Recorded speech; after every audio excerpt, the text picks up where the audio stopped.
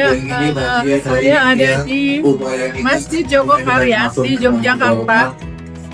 Teman-teman pasti melihat selama bulan puasa ini setiap hari viral karena bertahun-tahun, termasuk tahun ini setiap harinya masjid ini menyediakan 4.000 porsi takjil. Hari ini menunya adalah rawon nasi dan rawon komplit dengan telur asin dan juga kerupuknya. Nah, ini adalah proses antriannya, teman-teman. Jadi luar biasa ya, 4.000 porsi. Menunya bervariasi, dikerjakan oleh bapak-bapak dan ibu-ibu pengurus dan relawan masjid Jogokarya ini.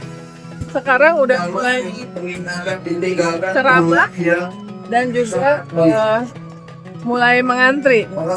Jadi sengaja memang disajikan piring ya.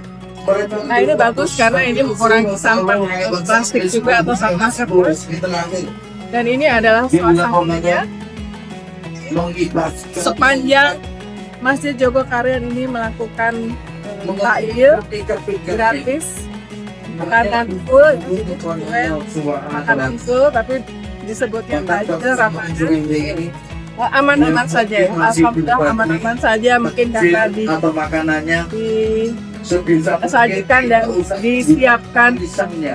disiapkan dengan sepenuh hati, dengan doa, dengan empati agar nikmat para peserta yang hadir di sini setiap hari atau pas ke sini itu menikmati makanan yang nyaman, aman ya, yang penting aman.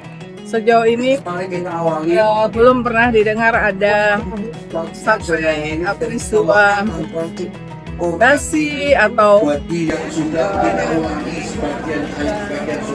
keracunan ya. Mereka semuanya bersemangat dan berbinar-binar, baik petugas yang menyiapkan, tentu saja juga yang menerima.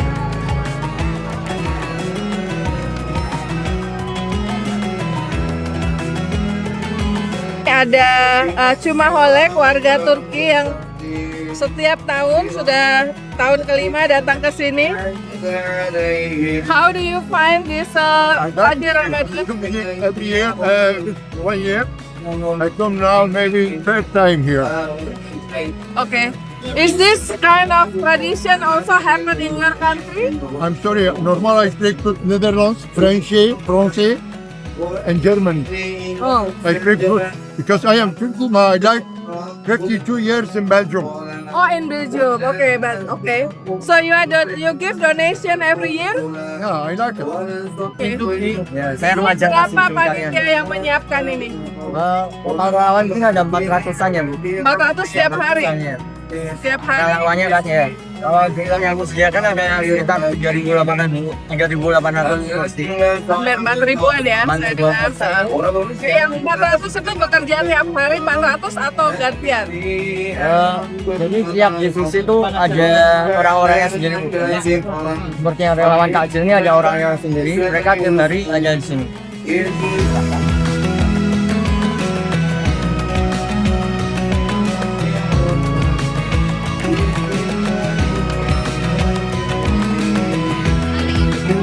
Semua yang di sini yang ingin mencicipi kebahagiaan ya teman-teman, sobat milenial. Jadi kenapa saya sengaja meliput untuk POV Times terakhir sebelum Idul Fitri tahun ini, karena minggu-minggu ini kita melihat bahwa banyak desakan-desakan dari para ahli ekonom, termasuk dari senior tokoh-tokoh negara, termasuk Pak Yusuf Kalla, Wapres ke-10 dan ke-12. Dan juga sebenarnya banyak ya, termasuk orang tua murid yang langsung pada saat Menteri Keuangan Pak Purbaya Yudi Sadewa berkunjung ke Jogja, langsung ibu-ibu minta supaya ada dihentikan program MBG yang evaluasi besar-besaran perlu dilakukan, terutama pada Ramadan ini, karena tim IDN Times meliput sejak hari pertama. Kita monitor juga di media sosial, tapi kita verifikasi menu-menu yang disajikan adalah menu-menu yang makanan dan minuman kemasan. Ini berbeda dengan janji dari Kepala Badan Gizi Nasional yang saya wawancarai di Real Talk with Uni Lubis bulan Ramadan tahun yang lalu. Pada saat itu kritik terhadap makanan dan minuman kemasan yang disajikan di bulan Ramadan sudah muncul juga. Tetapi kan waktu itu program MBG baru berjalan mungkin 2 bulan, 3 bulan ya, karena ini diluncurkan tanggal 6 Januari 2025. Pada saat itu Pak Dadan, Kepala BGN, menjanjikan kepada saya dan tentu saja kepada semua penerima manfaat bahwa di Ramadan 2026 itu makanan yang layak, seperti yang layak untuk meals ya, makan siang yang diubah ke makan berbuka, itu akan disiapkan untuk makan bergizi gratis 2026 dengan menggunakan teknologi pangan ya. Jadi makanan dimasak siang langsung bisa dibagikan, tapi sebelumnya dikemas dengan teknologi divakum sehingga tidak basi dan tahan pada saat dimakan sore hari untuk berbuka puasa, dan bisa dibagikan kepada penerima manfaat pada siang hari untuk yang sekolah sebelum dia pulang sekolah. Tapi sesudah berjalan sekian lama kembali ke Ramadan tahun ini, hanya sedikit saya melihat ada beberapa SPPG yang berempati dan kreatif membuat makanan-makanan yang dalam di vakum ya, sehingga lebih awet. Tetapi ini tidak menjadi kewajiban bagi semua SPPG. Diklaim sekarang ada 24 ribuan SPPG dengan penerima manfaat 60 sampai 61 juta, meskipun belakangan kita tahu BGN juga menghentikan lebih dari 1.000 SPPG yang dianggap melanggar juknis. Tapi pengemasan makanan untuk bulan Ramadan belum menjadi kewajiban bagi SPPG. Dan berkaitan dengan perang serangan Israel dan Amerika ke Iran yang menyebabkan dampak ekonomi yang lumayan besar, mulai dari penutupan Selat Hormuz yang harus diantisipasi karena itu adalah jantung lalu lintas dari tidak hanya minyak tapi gas, LNG dan juga bahan-bahan pakan yang lainnya, termasuk untuk negara-negara Asia. Banyak yang mengusulkan, dan defisit APBN kita yang di Undang-Undang APBN itu dikunci 3%, terancam untuk lewat dari situ. Banyak yang menyarankan supaya alokasi dana untuk program yang membutuhkan biaya sangat besar seperti MBG dan Koperasi Desa Merah Putih itu ditinjau untuk menyelamatkan fiskal kita dan menjaga disiplin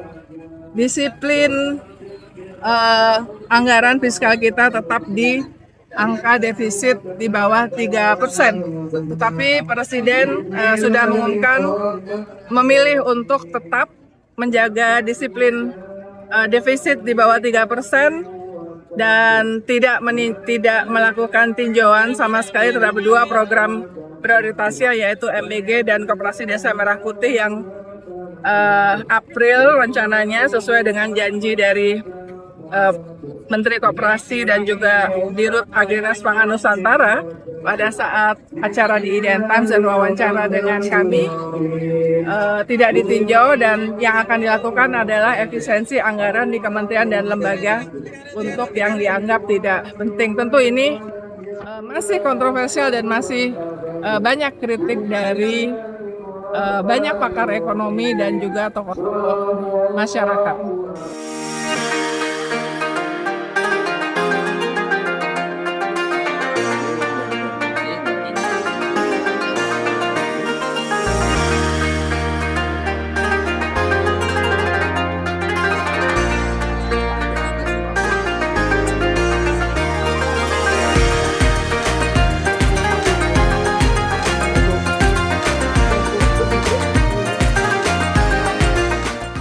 Teman-teman, Ramadannya sudah mau habis. Pasti teman-teman di masjid kalian juga akan merasa kehilangan dengan kemeriahan, keseruan menyiapkan takjil bagi pengunjung masjid yang ikut berbuka. Seperti tadi didoakan, semoga kita semuanya bisa bertemu dan sehat di Ramadan tahun depan.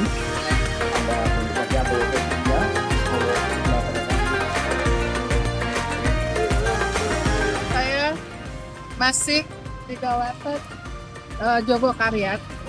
Tema yang kedua yang akan saya sampaikan adalah POV Times berkaitan dengan kekerasan. Ya, kalau fatal itu sebetulnya ini bisa dikatakan percobaan pembunuhan juga yang dialami oleh aktivis kontras Andri yang disiram air keras. Dan sesudah ini cukup cepat ya, kudos untuk polisi yang cukup cepat menemukan pelakunya sesudah meneliti lebih dari 60 CCTV. Dan juga masyarakat membantu dengan melihat siapa dari hasil screenshot dari foto-foto yang diduga pelaku. Dan kemarin polisi sudah mengatakan bahwa ada 4 pelakunya dan mereka adalah anggota dari TNI, dari Badan Intelijen Strategis. Ini sebuah skandal ya. Ini persis seperti kejadian di era Orde Baru ya. Penculikan, kekerasan kepada aktivis. Andri ini memang sempat menerobos masuk ke sebuah hotel yang digunakan sebagai tempat untuk membahas secara tertutup rancangan Undang-Undang TNI di bulan Februari tahun yang lalu ya. Pada saat itu sangat kontroversial karena benar-benar nyaris dianggap tidak partisipatif ya prosesnya. Dipaksa kemudian disahkan sebagai undang-undang. Nah, kemudian ternyata setahun kemudian yang bersangkutan mengalami kekerasan yang luar biasa. Ya. Ini sangat menyesalkan kami di IDN Times. Indeks demokrasi Indonesia terus menurun dan indeks kemerdekaan pers juga menurun, ya. Dan salah satu alasannya karena masih banyak kekerasan yang dialami oleh jurnalis dan juga kali ini aktivis, dan itu dilakukan oleh aparat. Dan kali ini adalah jadi kami sangat menyesalkan dan berharap bahwa proses investigasi pengusutan dilakukan secara terbuka sehingga tidak hanya sekedar pelaku lapangan, tetapi siapa yang menyuruh, ya siapa yang menyuruh. Karena biasanya kalau di organisasi militer itu dimanapun biasanya ya, saya tegaskan lagi biasanya itu tunduk kepada komando dari atasan. Dan masih dengan suasana yang haru tadi kami atas nama redaksi IDN Times mengucapkan selamat Idul Fitri. Mohon maaf lahir batin kepada pihak-pihak yang pasti merasa nggak enak, nggak nyaman karena dibahas di POV Times, juga atas nama redaksi dengan pemberitaan kami selama 1 tahun terakhir. Yang mudik semoga diberikan kelancaran, berkumpul dengan keluarga di kampung halaman. Semoga ekonomi kita membaik dan pemimpin kita juga sangat memahami dan mau mendengar apa yang menjadi keresahan dan masalah bagi masyarakat. Sekali lagi selamat Idul Fitri, mohon maaf lahir dan batin.